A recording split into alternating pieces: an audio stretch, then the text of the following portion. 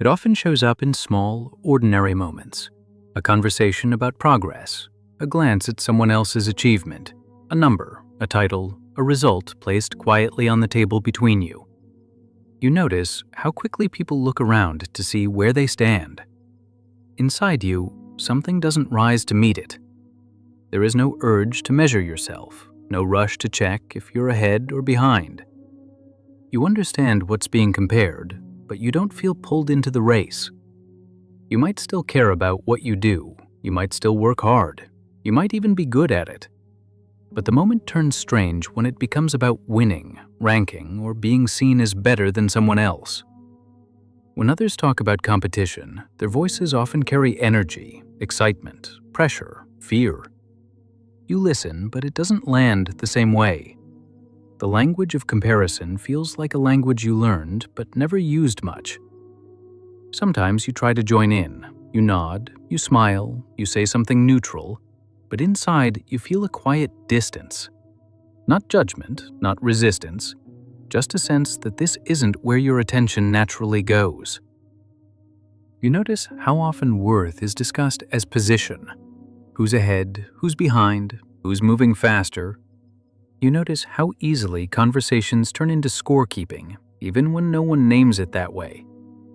And when you don't play along, there's a small pause. People don't always notice it, but you do. The rhythm changes. Someone fills the space, someone else makes a joke.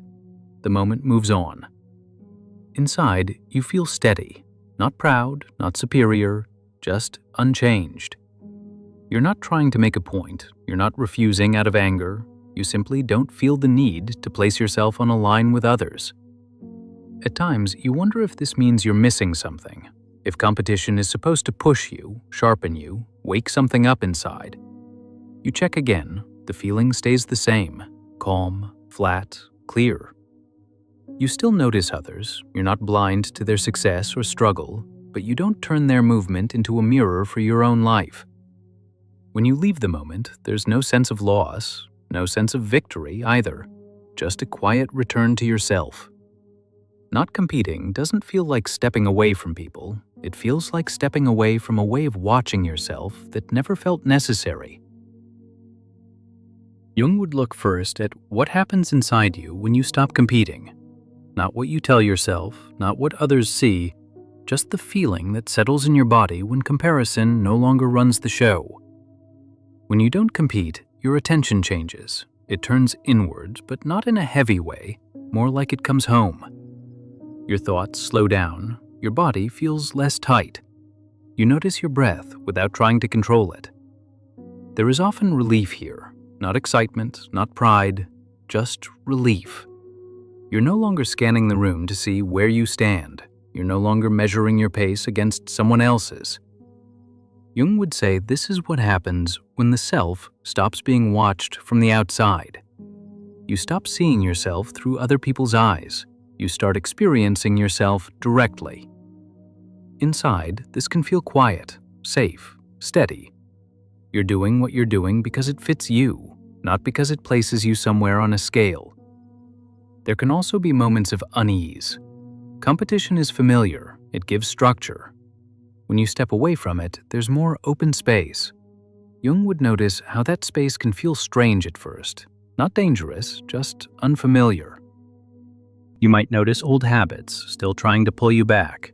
A quick thought, a glance, a question like, "Am I doing enough?" You notice it, and then it passes. You don't follow it. Jung would see this as a sign of trust forming inside. Trust in your own rhythm.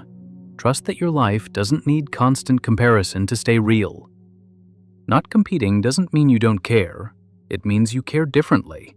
Your energy goes into the task itself, not into how it looks next to someone else's task. This often brings a sense of calm strength. You're less reactive, less pulled, less disturbed by noise around you. Jung would say this is the self becoming more whole, not split between who you are and who you think you should be. Inside, you feel enough without proving it. You don't need to be ahead. You don't need to be seen. You don't need to win.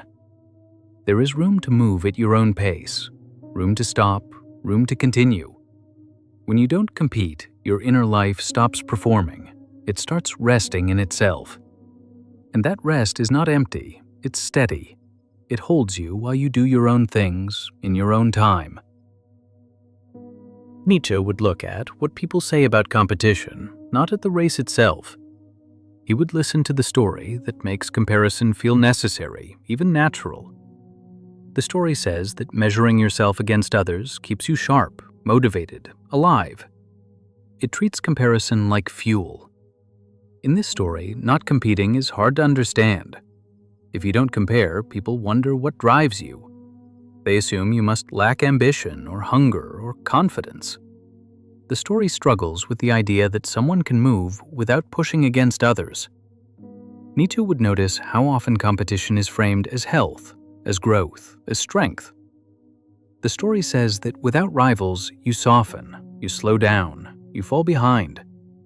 It rarely asks whether constant comparison might be what weakens people in the first place. When you say you don't compete, the story often hears it as withdrawal, as opting out of life. But Nietzsche would say that this reaction protects the story, not the truth. If someone can live well without comparing, then comparison stops looking essential. That's what unsettles people, not your choice, but what it suggests. That value doesn't have to be proven, that movement doesn't have to be measured, that meaning can exist without witnesses. Nietzsche would point out how quickly competition turns into morality. Being ahead becomes good, being behind becomes bad, being indifferent becomes suspicious. The story needs ranking because ranking creates order. It tells people where they belong. When you don't compete, you don't take a place in that order. You don't help confirm it. You don't resist it either. You simply ignore it. And ignoring a story is often more threatening than arguing with it. People may try to pull you back in gently. They ask how you're doing compared to others. They point out benchmarks. They remind you what you could be aiming for. They're not trying to control you. They're trying to make the story whole again. Nietzsche would see this as pressure disguised as care. The story wants you to want what it wants. It wants your desire to line up with its values. By not competing, you quietly refuse that alignment. You don't say the story is wrong, you just don't live inside it. Nietzsche would say this is not weakness, it's distance. Distance from values that were inherited rather than chosen. Opting out of comparison doesn't make you empty, it makes you harder to place. And that is why the story reacts. Not because you were doing less, but because you were doing something it can't easily name. Fromm would notice what happens between people when you don't compete. Not in big moments, but in small ones. Casual conversations, friendly check-ins, questions that sound harmless. Comparison often enters through belonging. People ask how you're doing, not just to care, but to place you, to see if you're moving at the same speed, to feel aligned. When you don't compete, those questions land differently. You answer simply.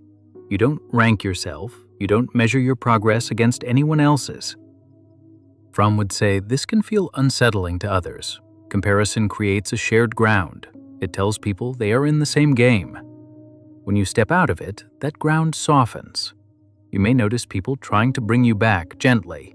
They mention what others are doing. They point out milestones. They frame comparison as motivation, not to pressure you, but to reconnect. Fromm would see this as a search for safety. Belonging feels easier when everyone agrees on what matters, when success is defined the same way, when movement is visible and shared. When you don't compete, you don't reject people, you just don't use the same map. That difference can feel like distance, even when there isn't any.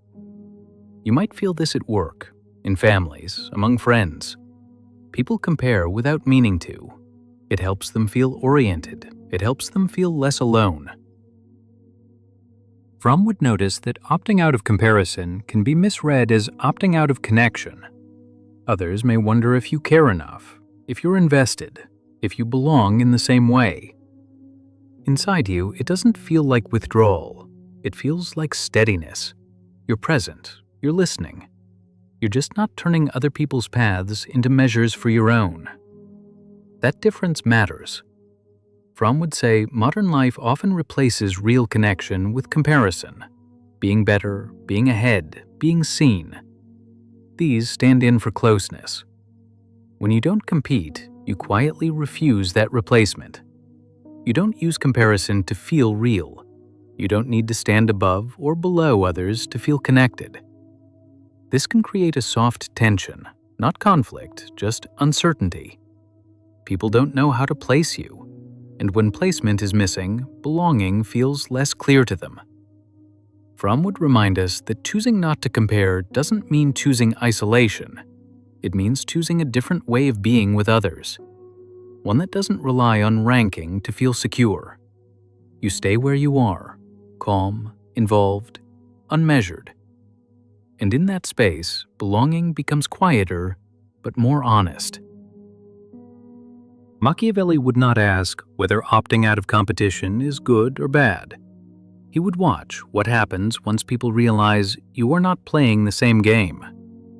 You would pay attention to shifts, not intentions.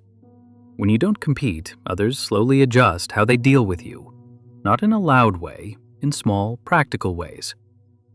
They stop checking where you stand. They stop using you as a reference point.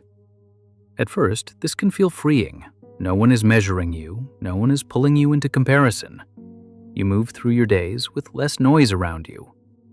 But Machiavelli would notice something else, too. In spaces where competition organizes attention, stepping out can also move you out of focus. You are less discussed, less consulted, less pulled into certain dynamics. This isn't punishment, it's reorganization. People tend to invest energy where they expect returns in status, momentum, or advantage. When you don't compete, you don't offer those signals, so attention flows elsewhere. You may notice that praise comes less often, so does criticism. People don't push you as much. They also don't chase you as much. You become harder to use as a marker for success or failure. Machiavelli would say this is the trade. When you don't compete, you lose some visibility, but you also lose pressure. Others may assume you are content with less or that you don't want more. These assumptions aren't accurate, but they shape behavior. Opportunities may be offered differently. Expectations shift. At the same time, you gain something solid. Your time becomes more yours. Your attention stays where you place it. You are less reactive to other people's movements. Machiavelli would respect that. He understood that power is not only about rising, it's also about not being pulled. When you don't compete, you are harder to rush, harder to provoke, harder to manipulate through comparison. You don't respond to the usual levers. This can make some people uneasy. Competition gives structure. It tells people how to relate. Without it, they have to meet you more directly, without rankings to lean on. Some will step closer, others will step back. Both reactions make sense. Machiavelli would not call this isolation. He would call it position. You are positioned outside a system that relies on constant comparison. That changes how others approach you and how much influence they expect to have. You may lose certain advantages. You may gain a quieter kind of control. Not control over others, but control over yourself. The result is not dramatic. It settles over time. Your life becomes less visible to comparison and more stable from the inside. Not competing doesn't make you invisible. It makes you selective about where your energy goes. And that choice, once noticed, reshapes the field around you without you ever needing to say a word.